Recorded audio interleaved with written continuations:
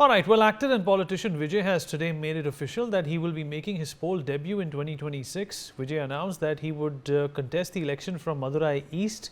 Vijay has also ruled out the possibility of his party TVK allying with either BJP or the DMK and promised to dominate the elections. The actor, who addressed a mega rally today in Madurai, called the DMK his party's political enemy and the BJP his ideological enemy. Referring to himself as a lion, he has made the Tamil Nadu elections interesting. His fellow superstars who entered politics have struggled to make a mark. Rajinikanth still staring away and Kamal Hassan now being nominated to the Rajya Sabha but failing to make significant electoral advances.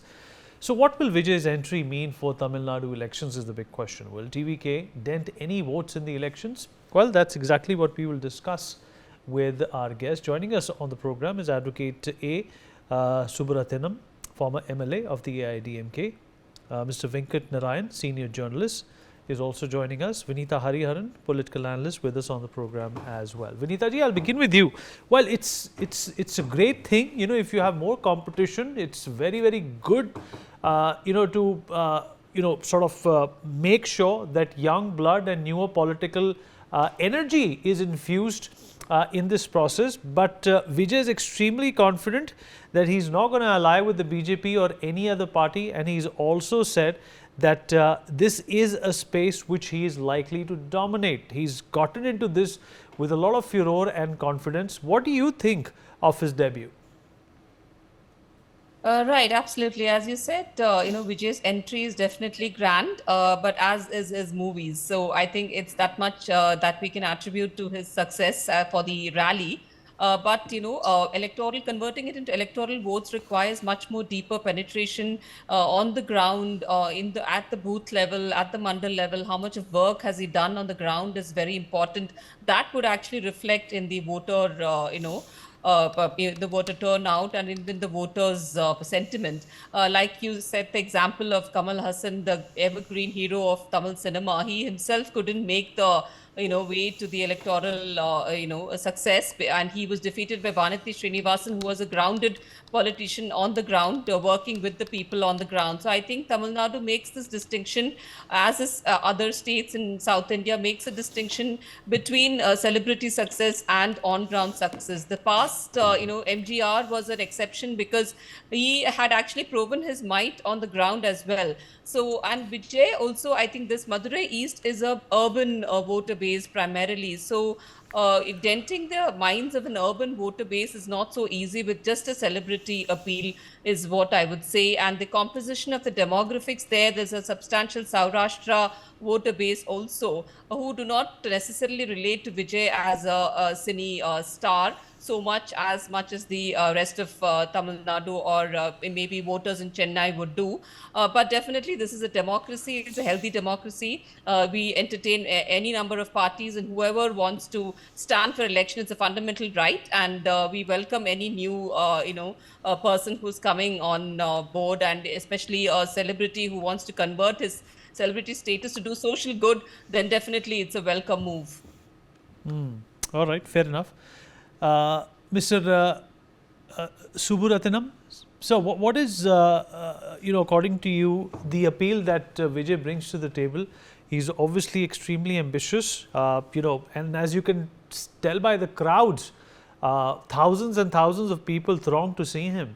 And that's obviously, capitalizing on his celebrity appeal. But will this celebrity appeal convert into votes is the big question.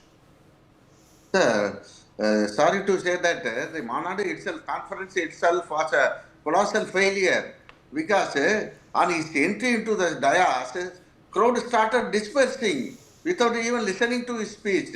Therefore, as you rightly pointed out, it will not convert into it will not convert into votes. Rather, it will not be converted into votes, because Vijay is thinking too much of himself. He is not supposed to imitate himself with that of our Dravidian leaders, Professor MGR or our Madam Jayalalitha or even Dr. Kalaignar, because the charisma and the talents they have been keeping in their basket is absolutely missing in Vijay's attitudes. So therefore, let him not first of all, let him not compare himself with dynamic leaders like Dravidian leaders like Professor MGR or Amma or Dr. Kalaignar. That is that is the biggest problem with Vijay on his entry himself. Because so one thing I would like to say, see in front of his dais, we call it Monad Medai. He is portraying the pictures of our founder leaders, Professor MGR and Perani Anna. Unfortunately, these two leaders do not find a place in the list of his, in the list he is maintaining as his political mentors. See, he has installed certain leaders, statues at his office, at his head office, somewhere in OMR, somewhere some place, somewhere in Chennai. But unfortunately, he does not have these two leaders, our Dravidian leaders. Either our illustrious leader and erudite scholar, founder leader, political founder leader of Dravida Munnetra Kalagam, Dravidian parties, Perry Anna, or the founder leader of AIDMK, our party, Professor MGR. Then what prompted himself to portray these two leaders portrays in front of the stage? So all his moves imply that he is nothing but a bundle of contradictions. That is the biggest mistake he is doing. Moreover, so he himself proclaims that it is the fight. It is virtually going to the fight between the DMK and himself. See, he has not he has not touched upon the soil of political battles.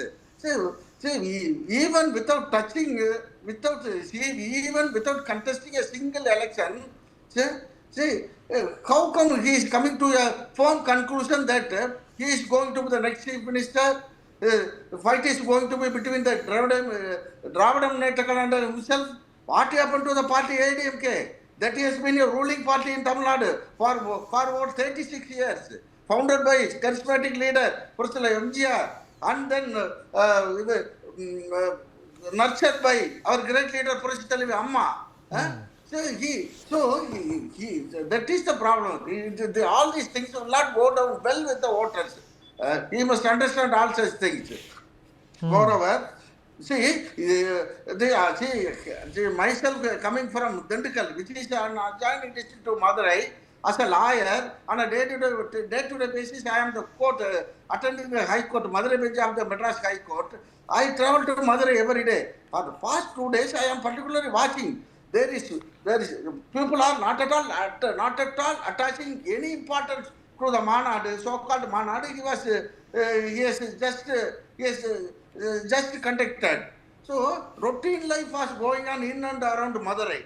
So once the crowd started dispersing on his arrival itself, is it not an insult to a leader who proclaims himself to the next chief minister of Tamil Nadu?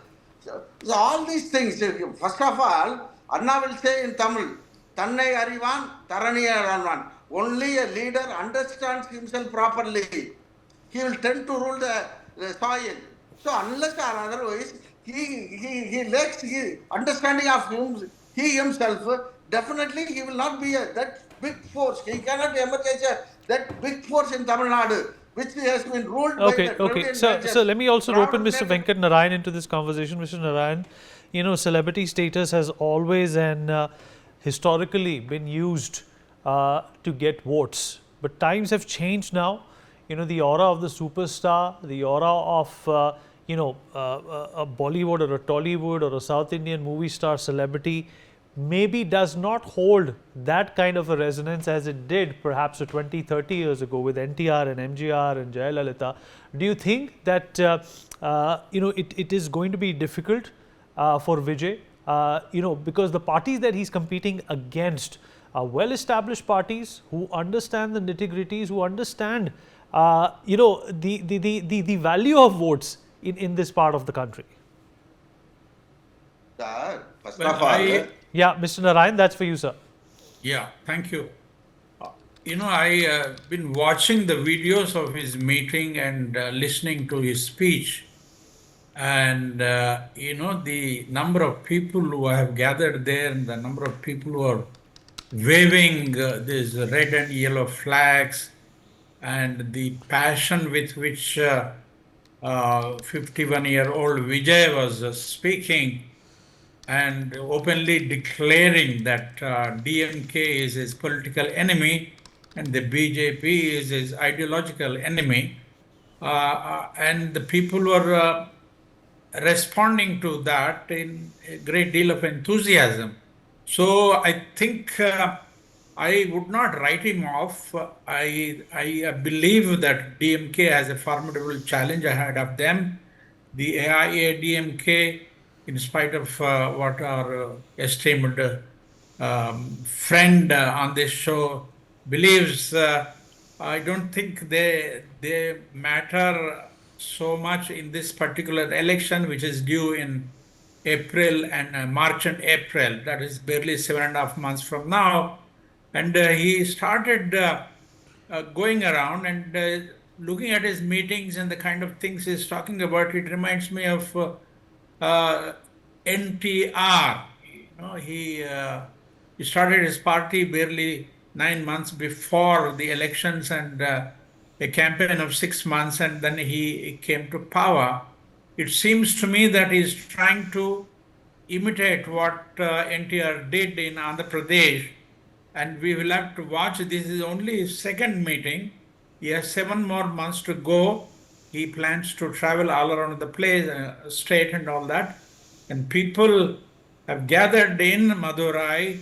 They have come from different parts of the state since yesterday, and they made arrangements for 150,000 people to be seated. That means a lot of thinking and organization has gone into this. So I would not readily dismiss him, and I would, if I were in Muthuvel Karunanidhi Stalin's shoes, I would take this guy quite seriously and come up with a plan to pose a challenge to him. Okay. Vinita ji, the challenge bit, what Sir mentioned, is the problem here, isn't it? For a person like Vijay, who may have all the outside support, but unless and until, you yourself do not get into, or you don't get your hands dirty into South Indian politics, you will not know. Some of his predecessors, superstars like Kamal Hassan and Rajnikant, have all had a tryst with bad luck in politics. Yes, absolutely. Somebody as a cine star like Rajnikant, global acclaim and, a hero of the, Tamilians across Tamil Nadu and across the country and the globe, hasn't been able to make a dent. And so is Kamal Hassan. So I think, as you said, it's changed. The sentiment of the voter, the average voter, especially an urban voter, has changed. It's become more discerning. An average urban voter is much more discerning now. He understands what a political representative can or cannot do for him. And especially if it's in the guise of a superstar, then they're even more, I think, skeptical is what is the current voter base and the current urban voter, the average 18 plus voters, because they are the next gen. We are talking about the next gen. So they are much more aware of their ecosystems, of their rights, and of what a particular party can do for them, for their particular constituency. And I think the larger schemes that have been, implemented by any government is what is there for the public to see, and what is actually what a political representative should do in terms of development, in terms of vikas. An educated voter would know what are the kind of developmental projects that have been brought in by the central government, like the expansion of the national highways in Madurai itself. 2 national highways have been expanded, the nearby Tuticorin. All of these are there for the voters to see as palpable, tangible outcomes of a particular party that is governing the country, and also the outreach in the states. And there is a lot of anti-incumbency against the DMK. So at the most, what he can do is perhaps split the votes between TVK and DMK, and where the share, the gain would be for the AIDMK BJP ruled coalition, is what I assume. All right, Rahul Ishwar is also joining us on the program, political analyst. Rahul, another South superstar enters the political fray, is that likely to shake up things in Tamil Nadu, which has been more predictable than some of the other parts of the country? It's either A or B. It's either the AIDMK or the DMK. But do you think that this particular mix is going to bring in more vibrancy into this whole situation? For sure. I'm a huge Vijay fan. Vijay, the actor. But, politics, he is yet to prove himself.